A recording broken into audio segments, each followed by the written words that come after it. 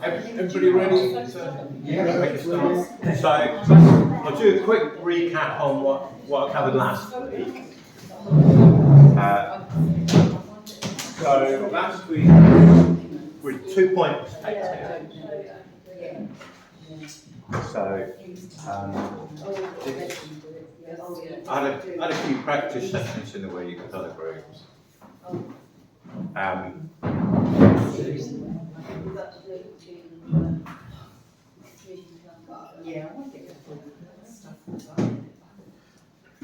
Okay, so this was one of the ones I did from last week, and I thought it was quite, it's a nice little diagrammatic one. I'll just do a very quick recap. So basically the idea is that with 2-point perspective, the bits that are closer to you, you're going to see more of. So this front edge is drawn longer than this one because it's a lot closer to me. And because of that, going from here to here, you're going to get angles, really. So the basic idea is that where I'm standing, my eye level will be here, and below my eye level, the angles will go that way on this side, and above will go that way. And on this side, same sort of thing. And so the further up you go, the steeper the angles are going to be. If you wanted to use a ruler, I've not really used a ruler here, but you could use, I've got a few of these long straight edges. If you wanted to, this is quite a nice, if you're somebody that struggles with perspective, this is quite a nice exercise. And you could just make an imaginary building up. This is based on my grandma's cottage. Didn't have this bit here, but that's more or less the shape of it. So basically the idea is anything that you're drawing on this face needs to keep coming back to this point. So the bottom of those windows, the window bars, top of the windows, the next lot of windows, and so on and so forth. So each angle will be very slightly different. So that's the main thing to sort of bear in mind. No two angles are going to be the same the further up you go. So say I wanted to draw a chimney on this side, I could just go up like this, something like that. And then I need to go back to this point here to get that top. So we make it that high. So you can see a very steep angle. And then for this side, something like that, I need to come up to this one. So that would look something like that. And then it should then look in perspective. Okay, all good with that. Okay, so a bit of a recap on that. This week I thought I'd talk a little bit about some of the sketching tools that I use, which is really, I mostly use pens to sketch with. So I've brought a couple of, let's put another bit of paper up there. And really looking in relation to like a whole street scene rather than just a single building. So with urban scenes, you're going to see a few different buildings. So I'll use that one, which is that one, as my reference. So this was Southwold, and this was a sketch I did at the time in the summer, just on brown sketchbook. And I really did it thinking it'd be a sort of scene I quite like to paint, but I wasn't quite sure how big I'd want to make a painting, or how much room there was in the pavement to paint and how busy it got and things like that. So I just thought I'd test it out as a sketch. This was perhaps an hour or so's work. So it's quite nice sometimes to do that before you launch into a painting. So that's on the brown paper. And for these sort of drawings, I use these pens. So I use a fine liner pen, which if you can see that, just gives me it's a permanent waterproof mark. So once that's down, that's not really going to go anywhere. I could put something over the top of that and that will stay put. And then I use these brush pens, so they're double-ended. I've got a pale one like that, slightly darker grey, and I tend to just use the brush end, but you can use both ends if you want. Are they waterproof? These are water soluble. So these are quite nice, and you can almost like merge them into each other a little bit. Sometimes I do that. I'll kind of go into the black and just blend it out to another tone. Yeah, you could put a little bit of, if you wanted to soften those out, you can lift it out again, that sort of thing. But with these lines, that will be dry. I can put more tone over the top and they'll stay in place. So these I use because they're nice and convenient. I literally would just sort of stand there like that and just hold the sketchbook and draw. So you could, another way of working is to use watercolours. I've got some nice book. Oh yeah, this book here is on urban sketching. So this is like a worldwide movement. People all over the world meet up.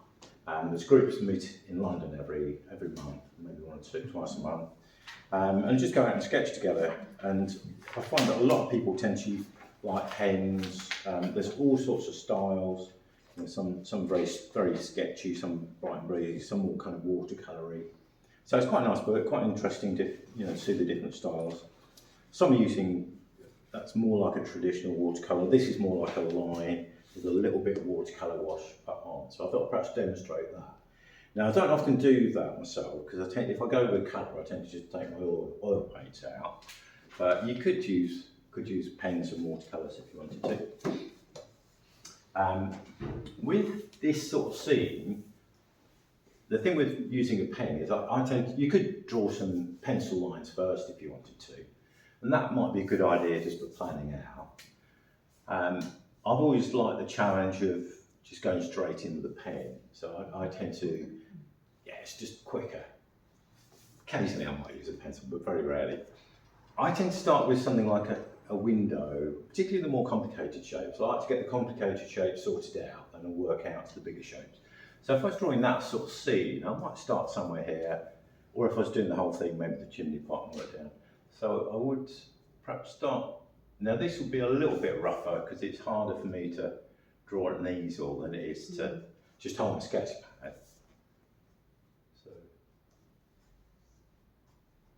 So I'll start with that row there, and then we've got a window underneath, and a little bit of a window there.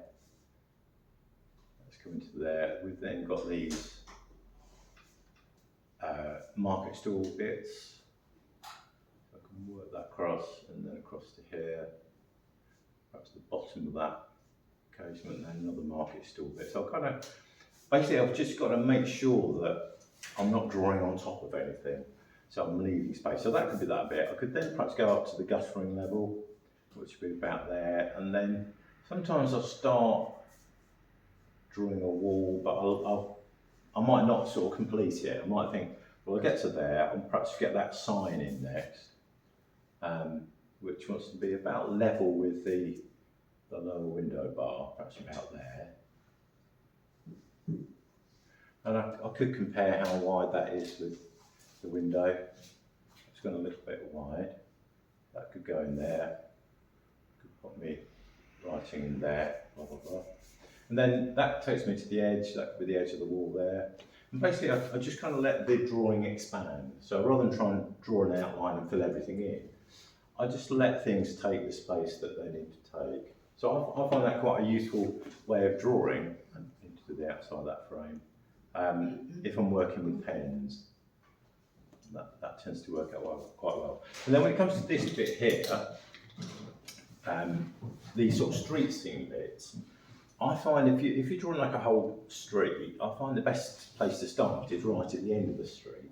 So I can't actually see the end of the street, but what I can see here is perhaps this chimney and that little bit of roof in that corner there, and that's just below that sign there. So if I started there, I've got a little bit of space like that. That's the little bit of roof I can see. And then there's a chimney there. That's going up perhaps to about there, coming across and down again. And then the chimney pot. I've gone a bit high there. And then take that up there and just sort of see how that's coming up level with the guttering there. Perhaps take that up to there. A couple of chimney pots there. One's a little bit higher than the others. And back down again. the ridge of the roof is at a bit of an angle because that's going away from me. So that will be something like that. That will be coming out there. And then perhaps it come down from there. So that's this edge here. So the process is really, it's almost sort of scanning across and just drawing pretty much what I can see in each area before I go across. There's this little window here, so I'll pop that in and the edge of that chimney stack. And as I say, I don't always complete the shapes. I'll draw as much as I feel comfortable drawing and then perhaps come back to it. So that could be the front and there. And that could come down. We've then got more chimneys here. But hopefully you get an idea. And then you could then work down. So we had this other roof line here, and then there might be a window here, which there is. And then I could line that up with anything underneath. So I would get all my line work in, and then perhaps just, you could then maybe use some tone.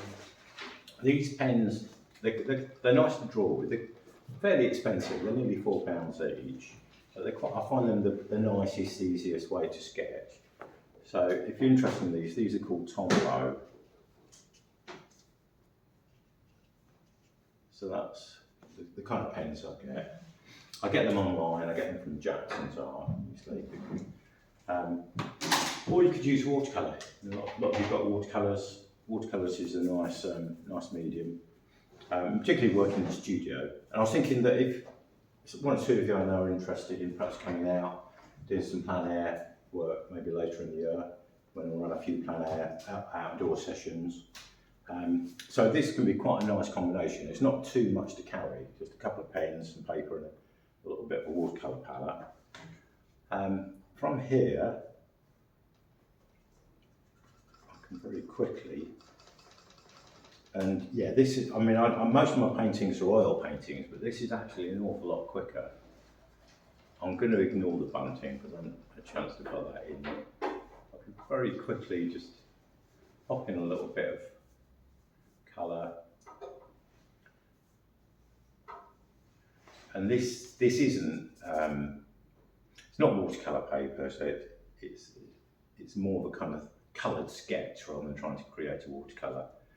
Perhaps a little bit of the shadows in. I've got a little bit of grey mixed up. Pop these a little bit in the windows. A tiny bit in there.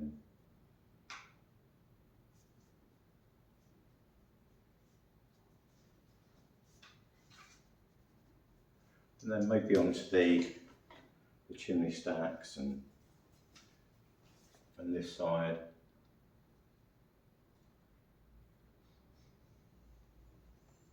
I think that they can, very quickly look like quite an effective looking sketch, really. That sort of lighter tone for the rooftops here. That chimney stack can go a bit darker. And not being too precious about the watercolour. Sometimes just an impression can help. And then a little bit of shadowing in that side of it. Yeah. Is that enough? Just a few ideas how you could work.